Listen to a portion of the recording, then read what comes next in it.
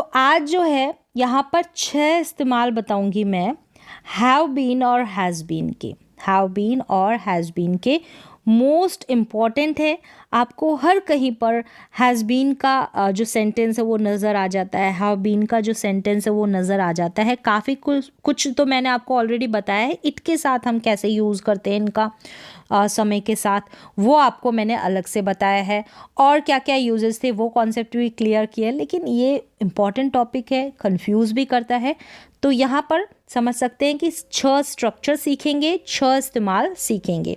चलिए तो स्टार्ट करते हैं। तो सिंपल तरीके से, बहुत ही इजी तरीके से समझाने की कोशिश करूँगी और उम्मीद है कि आपको समझ में आ जाएगा।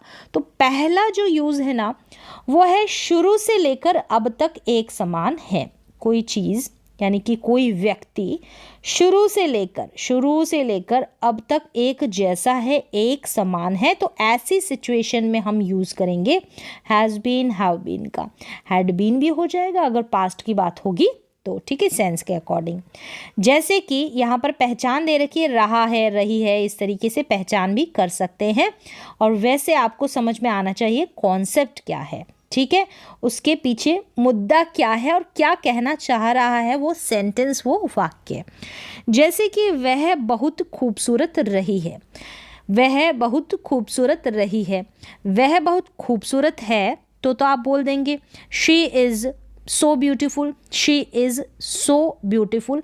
लेकिन वो शुरू से लेकर अब तक वैसी ही रही है तो हम यूज़ करेंगे हैज़ बीन, हैव बीन और हैड बीन का यूज़ कर देंगे। पास्ट की बात होगी तो she has been so beautiful. तो ब्यूटीफुल रहने का काम शुरू से लेकर अब तक एक समान रहा है।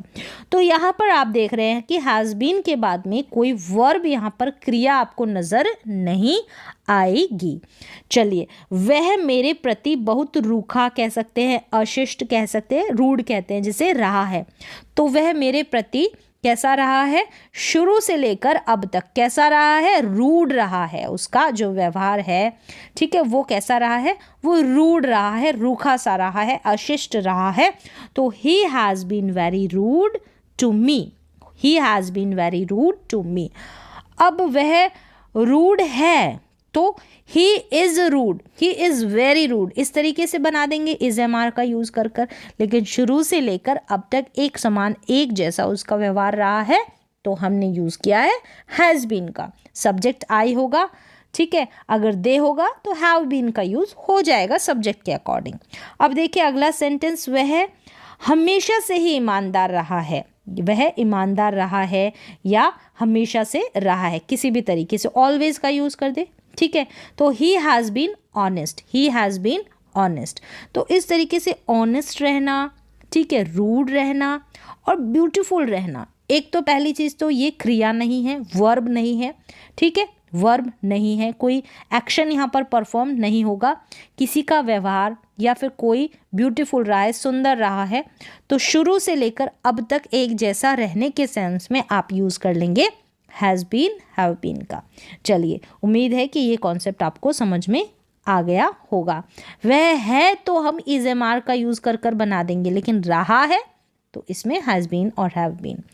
अब अगला जो यूज़ है वो है पहले कुछ रहा है अब नहीं है, ठीक है, पहले कुछ रहा है अब नहीं है, रह चुका है, ठीक है, रह चुका है या रहा है, ऐसे भी हो सकता है।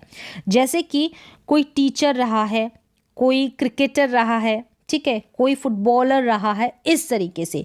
तो वह अध्यापक रहा है या वह अध्यापक रह चुका है, ठीक है। सेंस आपको समझ में आना चाहिए, ज़रूरी नहीं है कि हिंदी की पहचान आपके सामने हो। सेंस कि वह जो है अध्यापक रह चुका है, रह चुका है मतलब पहले रह चुका है, अब नहीं है, इस सेंस में। तो he has been a teacher, he has been a teacher, इस तरीके से यूज़ कर लेंगे। तो टीचर रहना यहाँ पर भी वर्ब क्रिया नहीं है, तो इनका इस्तेमाल आपको बहुत ज़्यादा देखने को, सुनने को मिलता है। वह मेरा क्लासमेट रह चुका है या रहा है, वह मेरा क्लासमेट रह चुका है या रहा है, तो he has been my classmate.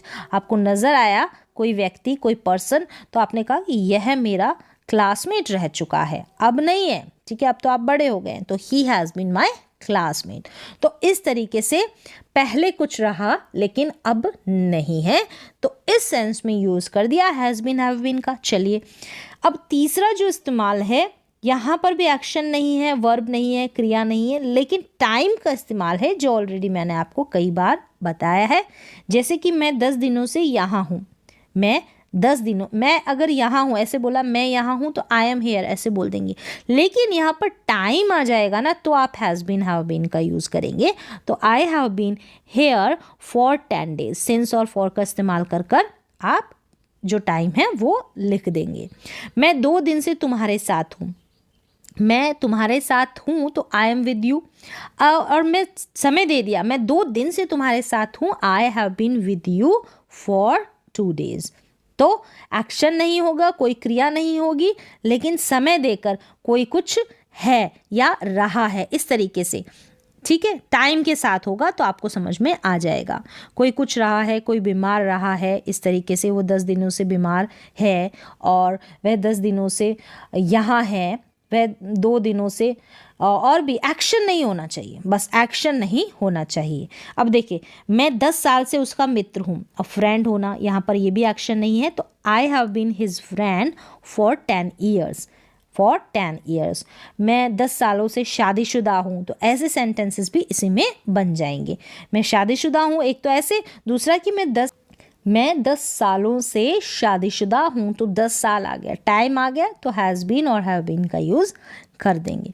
चलिए तीसरा कॉन्सेप्ट भी उम्मीद है आपको समझ में आ गया होगा। नेक्स्ट वन है कि चौथा, ठीक है, फोर्थ है किसी प्लेस से होकर आना। तो यहाँ पर क्या करेंगे, हैव बीन के बाद में टू लगाना है। किसी प्लेस से होकर वापस आ जाते हो ना, तब आप घूम फिर कर वापस लौट आते हो, तो वहाँ पर भी हैव बीन के बाद में टू लगाना पड़ता है। जैसे कि मैं अमेरिका गया हूँ, मतलब मैं अमेरिका होकर आया हूँ, घूम फिर कर फिर लौट कर आया हूँ, तो वो बात बताने के लिए आप यूज़ करेंगे I have been to America, I have been to London, I have been to Delhi, और भी जो प्लेसेस आप लिख सकते हैं। कहीं पर होकर वापस लौट कर आ जाने के सेंस में आप यूज़ करेंगे हैज़ बीन टू और हैव बीन टू। क्या आप कभी अमेरिका गए हो, तो ऐसे क्वेश्चंस आपको सुनने को मिलते हैं। तो have you ever been to America, तो यहाँ पर देखिए have you ever been to, तो हैव बीन का यूज़ हुआ है।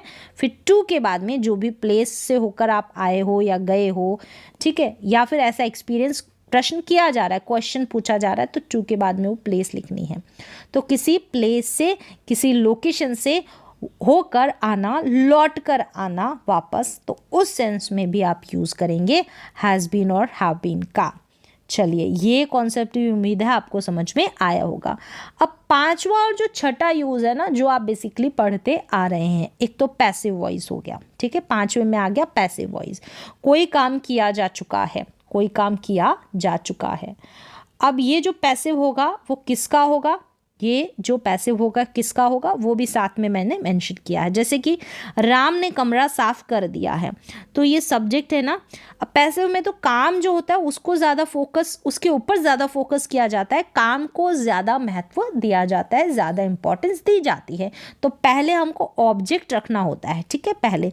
लेकिन यहाँ पर सब्जेक्ट है कि राम ने कमरा साफ कर दिया है, जो काम करने वाला उसको स्टार्टिंग में रखा, Ram has cleaned the room. तो इस तरीके से हैज़ के साथ वर्ब की थर्ड फॉर्म, हैज़ हैव के साथ या हैड के साथ, ठीक है। अब यहाँ पर हैज़ के साथ थर्ड फॉर्म है, तो परफेक्ट टेंस होगा ना, चाहे वो प्रेजेंट का हो चाहे वो पास्ट का हो, तो वहाँ पर भी हम हैज़ बीन हैव बीन का यूज़ करते हैं। अब जब हम ये टेंस बनाते हैं तब तो हैज़ और हैव के साथ वर्ब की थर्ड फॉर्म का यूज़ करते हैं। प्रेजेंट परफेक्ट टेंस है, फिर द रूम। अब जब हम इसका पैसिव बनाएंगे ना, तब वहाँ पर हैज़ बीन और हैव बीन का इस्तेमाल होता है, ठीक है।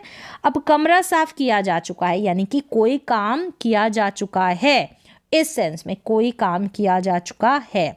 तो द रूम, यहाँ पर ऑब्जेक्ट को स्टार्टिंग में रखेंगे, the room has been cleaned. अब यहाँ पर भी क्लीन्ड जो है बस कुछ नहीं है, यहाँ पर बीच में जो परफेक्ट टेंस है ना, जैसे ये प्रेजेंट का है तो बीच में आपको बीन लगाना होता है, हैज़, और जो वर्ब है ना थर्ड फॉर्म, उसके बीच में बीन का यूज़ करना होता है। बच्चों को स्कूल भेजा जा चुका है, बच्चों को स्कूल भेजा जा चुका है। तो the children have been sent to school, तो सेंड की थर्ड फॉर्म सेंट हो गई है।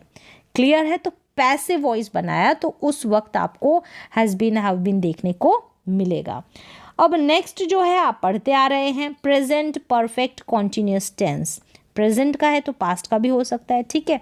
तो यहाँ पर अभी मैंने प्रेजेंट की बात की है, आप पास्ट का भी समझ सकते हैं क्योंकि पास्ट टेंस में भी तो ऐसा ही होता है ना, वहाँ पर भी हैड बीन का इस्तेमाल होता है। अभी हमने ज़्यादा फोकस हैज़ बीन और हैव बीन पर किया है, तो सेम एज हम हैड बीन का भी ऐसे ही सिचुएशन में यूज़ करेंगे।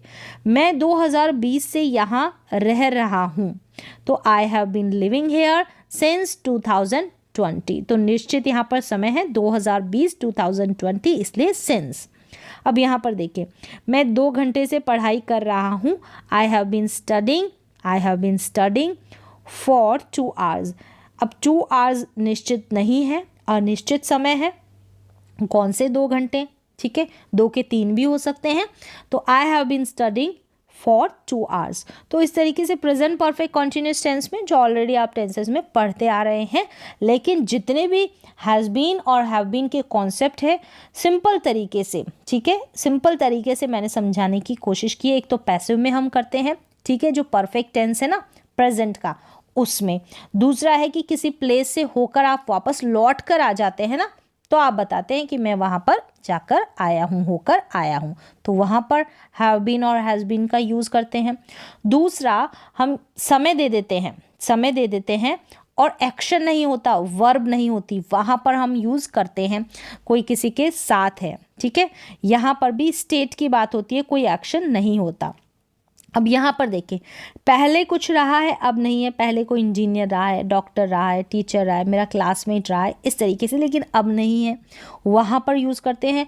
और कोई शुरू से लेकर अब तक एक जैसा एक समान रहा है, ऑनेस्ट रहा है, पोलाइट रहा है, ईमानदार, ऑनेस्ट और ईमानदार सेम ही है, तो ब्यूटीफुल रहा है, रूड रहा है, ये कुछ रहा है, तो उस सेंस में भी हम यूज़ करेंगे हैज़ बीन और हैव बीन का।